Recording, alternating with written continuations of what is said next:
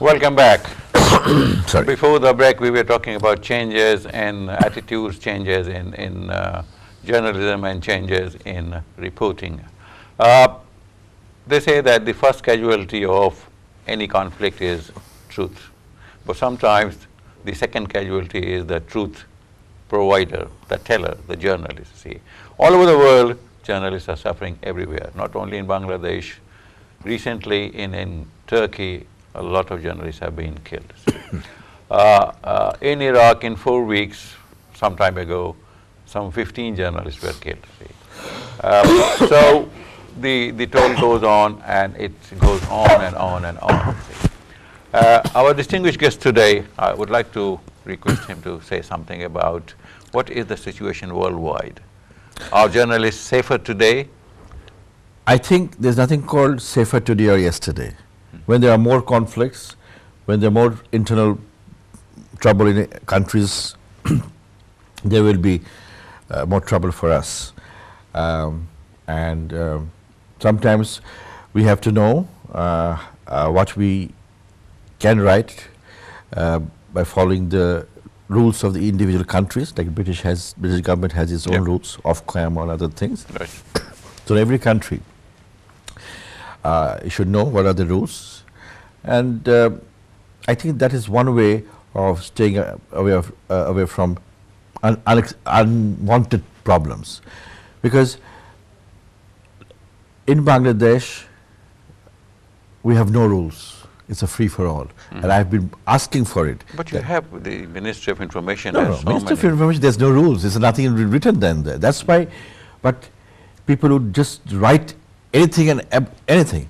Suddenly they will write, Mr. Neaz has done this, you know? So if you have no rules, then how do you control people?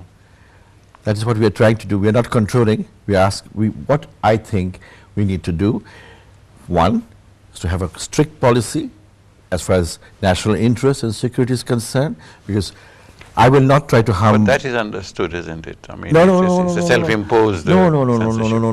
You will see a lot of reports that goes against the national interest. Reporting on the military, every country has its bar. You must talk to this military spokesman and all those things. But in Bangladesh, a lot of reports have happened. The military spokesman was never, consulted. So, and number two is, very importantly, because when I joined Agence France Presse in 1988, just before the major floods, I learned and I was taught how to report calamities. I was trained on how to report coups and political unrest. That gave me an idea. Oh my God, there was so much do's and don'ts on being an ethical journalism. So you have to be ethical, you have to be independent, you have to be correct, objective. These are the 4 very important things about journalism. It's not here. I would like to because ask you. There's a lot of people, they write something to create, Back in Bangladesh, we have universities offering graduation and post-graduation classes in mass media and all that. See, so are they producing journalists of any weight, any value? Don't they know that? First of all, I have.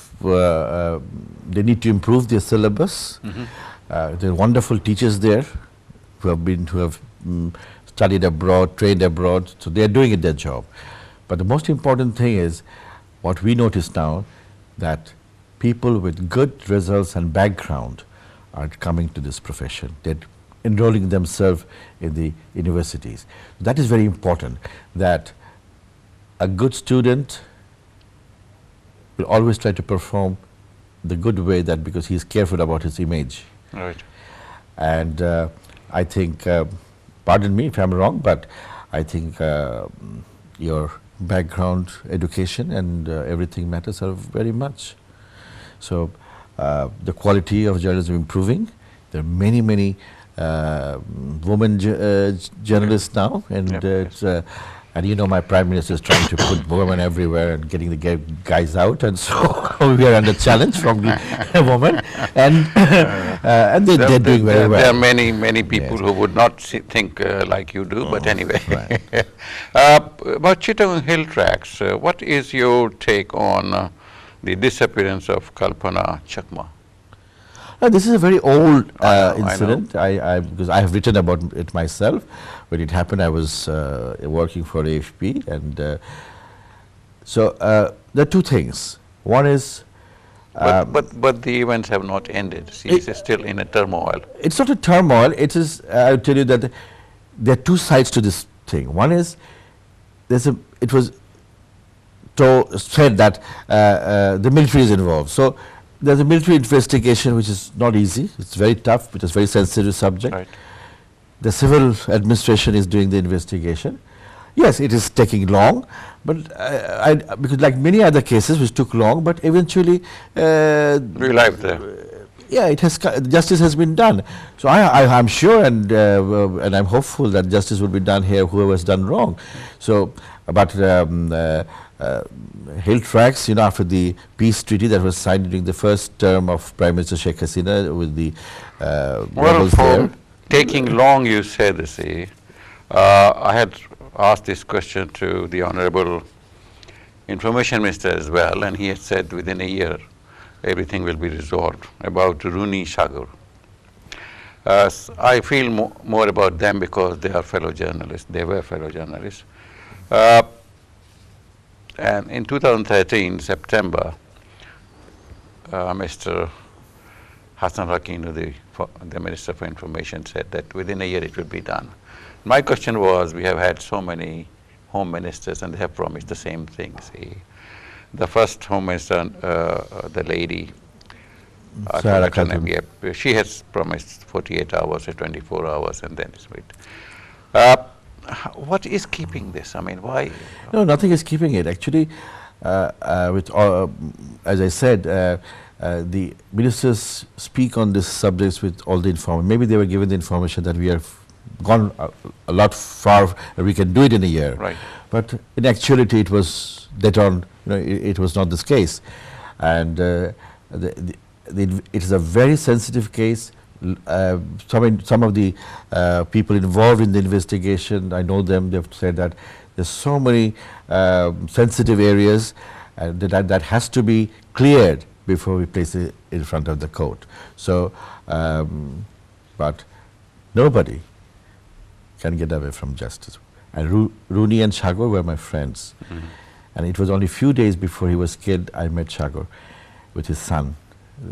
Do you have any inkling if he was working for something, working on something very sensitive, a story?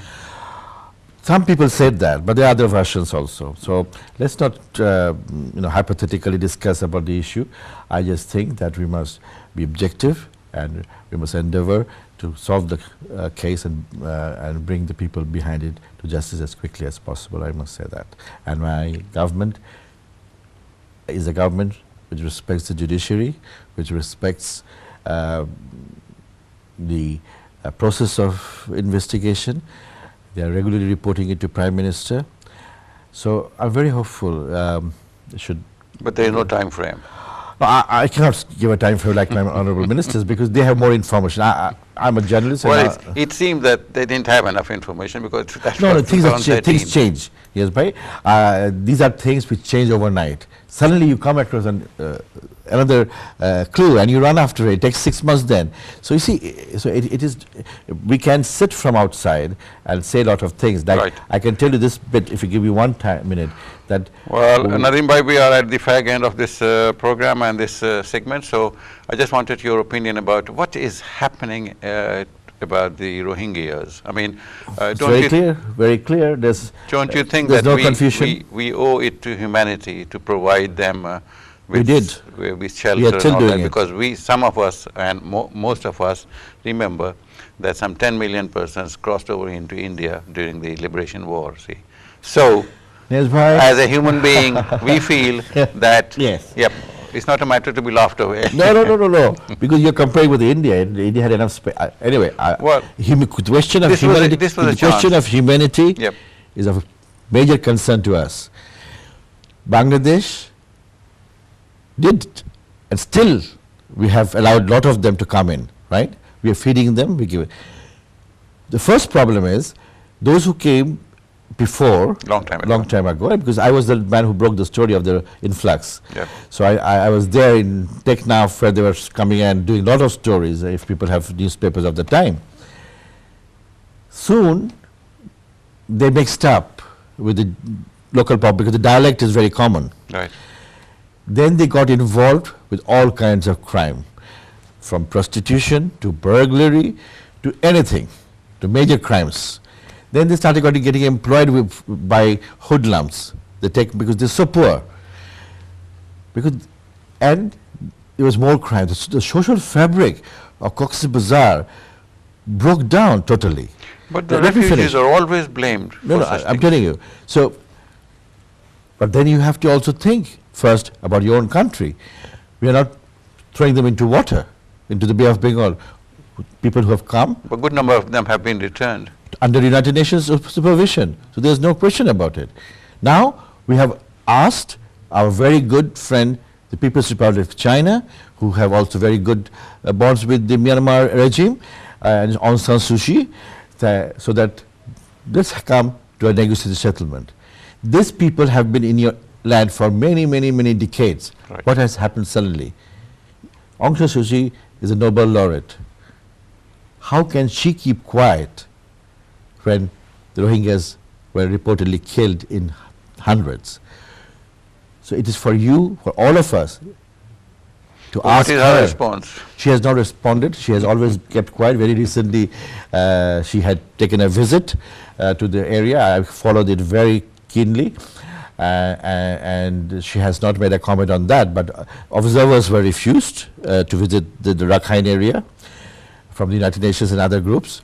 So we are hopeful with China's assistance. Well, generally we believe that Buddhists are very peace-loving people. That's what's, made us also think what has happened there. Yeah. So there must be some instigation, some quarters, So what more important is how to solve it. So we are in touch with the government of China, who have assured us of helping us to solve the, because we said that if they were from Bangladesh, we would take them. We have done that. Another important thing I forgot to tell you, that these Rohingyas had made fake, passports, Bangladeshi passport.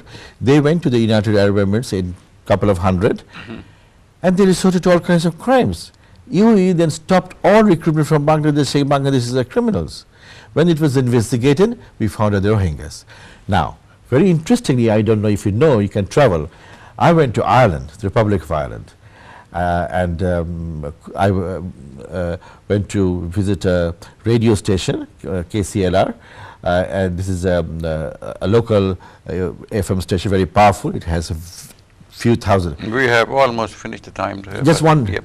So there they told me that there is in Krakow, there's a small Rohingya family. Right. They're doing very well, and the young men were contributing to the development of cricket.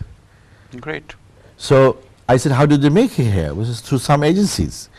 And they're also in touch with the Bangladesh, because their leader here in Dublin, right, in Ireland, is in touch with the Bangladesh. He visits there. And so you see, so then I found out the background of this. These are the educated Rohingyas who had money and everything. They have been able to come out and also contribute to Ireland. But for the ones we have, has just done the opposite. Thank you very much. On this very thank you very much for having positive note. Absolutely. It's always a pleasure to come to your program. Well, thank you very much. Thank you very much for being with us, and we hope that you have enjoyed the show as much as we have. In the meantime, take care.